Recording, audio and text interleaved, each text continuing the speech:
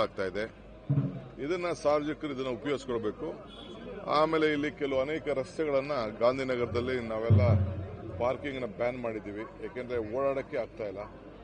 ಖಾಸಗಿಯವರು ಉಪಯೋಗಿಸ್ಕೊಳ್ಬೋದು, ವರ್ತಕರು ಉಪಯೋಗಿಸ್ಕೊಳ್ಬೋದು, ಇಲ್ಲಿ ಇರುವಂತವರೆಲ್ಲರೂ ಕೂಡ ಉಪಯೋಗಿಸ್ಕೊಳ್ಬೋದು. ಇದು ವಿಶೇಷ. ಬೆಂಗಳೂರಿನಲ್ಲಿ ಇನ್ನ ಕೆಲವು ಕಡೆ ಜಾಗಗಳೆಲ್ಲಿದೆ ಈ ರೀತಿ ಪಾರ್ಕಿಂಗ್ ಮಾಡಲಿಕ್ಕೆ ನಾವು ಕಾರ್ಯಕ್ರಮ ರೂಪಿಸಿ ಐಡೆಂಟಿಫಿಕೇಶನ್ ಮಾಡ್ತಾ ಇದ್ದೇವೆ. ಇದು ಒಂದು ಮಾದರಿಯಾದಂತಹ ಒಂದು ಇದು.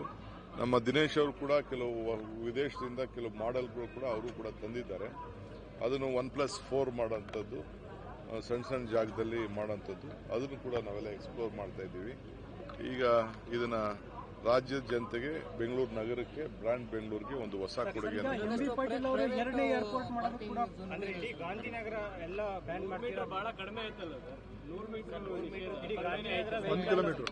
ಈಗ ಅದನ್ನ ಫಸ್ಟ್ ಒಂದೊಂದು ಸ್ಟೇಜ್ ಮೇಲೆ ಹೋಗ್ಬೇಕು. ಏನೇಳಿ ಸ್ಟೇಜ್ ಬೈ ಸ್ಟೇಜ್ ಮೇಲೆ ಹೋಗ್ಬೇಕು. ಇದನ್ನ ಆಮೇಲೆ ರಿವ್ಯೂ ಮಾಡ್ತೀವಿ.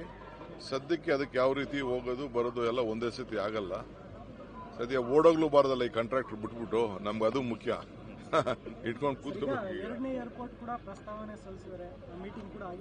ಹೌದು, ಎರಡನೇ ಏರ್ಪೋರ್ಟು 32ಕ್ಕೆ ಎರಡನೇ ಏರ್ಪೋರ್ಟು ಆಗಬೇಕು ಅನ್ನೋದು ಒಂದು ಪ್ರಸ್ತಾವನೆ ಇದೆ. ಈಗಾಗಲೇ ಅವರು ಕೂಡ, ಯಾಕೆಂದ್ರೆ ಅಲ್ಲಿವರೆಗೂ ನಮಗೆ ಬ್ಯಾನ್ ಇದೆ. ನಾವು ಇದನ್ನ ಪಕ್ಕದ ರಾಜ್ಯಕ್ಕೆ ಈಗಾಗಲೇ ಅವರು ಕೂಡ ಸಿದ್ಧತೆಗಳನ್ನು ಮಾಡ್ಕೊಳ್ತಾ ಇದ್ದಾರೆ. ಸೊ ನಮ್ಮ ರಾಜ್ಯದಲ್ಲೂ ಕೂಡ ನಾವು ಇದಕ್ಕೆ ಸಿದ್ಧತೆಯನ್ನು ನಾವು ಮಾಡ್ಕೊಳ್ಬೇಕಾಗಿದೆ. ಏನು ನಮ್ಮ ಎಂ.ಬಿ. ಪಾಟೀಲ್ ಅವರು ಇನ್ಫ್ರಾಸ್ಟ್ರಕ್ಚರ್ ಮಿನಿಸ್ಟರ್ ಏನು ಹೇಳಿದ್ದಾರೆ ಅದರಲ್ಲಿ ಸತ್ಯಾಂಶ ಇದೆ. ನಮ್ಮ ಅಧಿಕಾರಿಗಳೆಲ್ಲ ಹೋಗಿ ಭೇಟಿ ಮಾಡಿದ್ದಾರೆ.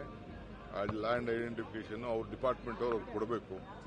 ಈಗ ನಾವು ಇದನ್ನ ಫ್ಲೈಟ್ ಎಕ್ ಮಾಡಬೇಕು ಅಂತ ಹೊರಟು, ಅದಕ್ಕೆ ಈಗ ಒಂದು ಝೋನ್ ಇದೆ, ಇಷ್ಟರೊಳಗಡೆ ಜಾಗದಲ್ಲಿ ಮಾಡಬಾರ್ದು ಅಂತ ನಾನು NGF ಅಲ್ಲಿ ಮಾಡಬೇಕು, ಇಲ್ಲ ಅಂತಂದ್ರೆ ಇಲ್ಲೆಲ್ಲಾರು ಮಾಡಬೇಕು ಅಂತ ಹೇಳಿ ಒಂದು 3-4 ಜಾಗನ ಹುಡುಕಿದ್ದು.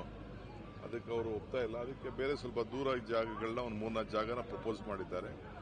ಸೊ ಹಿಂಗೆ ಬೆಂಗಳೂರಿಗೆ ಆಕರ್ಷಣೀಯವಾದಂಥದ್ದು. ಯಾಕೆಂದ್ರೆ ಇನ್ನೇನೊಂದು 7-8 ವರ್ಷದಲ್ಲಿ 32 ಮುಗಿದೋಗ್ಬಿಡ್ತದೆ. ಸೊ ನಮ್ಮ ಟ್ರಾಫಿಕ್ ಬೇರೆ ರಾಜ್ಯಕ್ಕೆ ಹೋಗಬಾರ್ದು. ಆ ದೃಷ್ಟಿಯಿಂದ ಖಂಡಿತ ನಾವು ನಮ್ಮ ಸರ್ಕಾರ ಮುಂದಕ್ಕೆ ತೀರ್ಮಾನ ಮಾಡ್ತದೆ. ಆದಾಯದ ಮೂಲನ ಗುರುತಿಸೋಕೋಸ್ಕರ ವಿದೇಶಿ ಕಂಪನಿಗೆ ಟೆಂಡರ್ ಕೊಟ್ಟಿದ್ದಾರೆ ಅಂತ. ಎಲ್ಲಿ ವಿದೇಶಿ ಕಂಪನಿಗೆ ಟೆಂಡರ್ ಕೊಟ್ಟಿದ್ದಾರೆ ಯಾರು? ಬಿಜೆಪಿ ಅವರು ಆರೋಪ ಮಾಡ್ತಾರೆ. ಯಾರು? ಸರ್ಕಾರದಿಂದ ಆದಾಯದ ಮೂಲವನ್ನು ಗುರುತಿಸೋದಕ್ಕೆ ಅಂತ. ಯಾವ್ದನ್ನ ಸರ್? ಅದು ಈ ಬಾಸ್ಟನ್ ಕಂಪನಿ ಕೊಟ್ಟಿದೀವಲ್ಲ, ಕನ್ಸಲ್ಟೆನ್ಸಿ ರೆವೆನ್ಯೂ ಇನ್ಕ್ರೀಸ್ ಮಾಡೋದಕ್ಕೆ ಒಂದು ಗ್ರೂಪ್ ಕೊಡಿ ಅಂತ.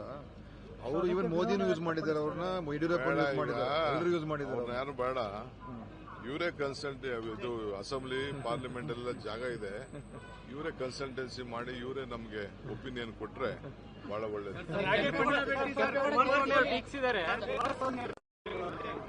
ಅವರು ಬಹಳ ಅವರ ಟೀಕೆನ ಬಹಳ ಸಂತೋಷದಿಂದ ಸ್ವೀಕಾರ ಮಾಡ್ತಾರೆ. I will come back to you litre.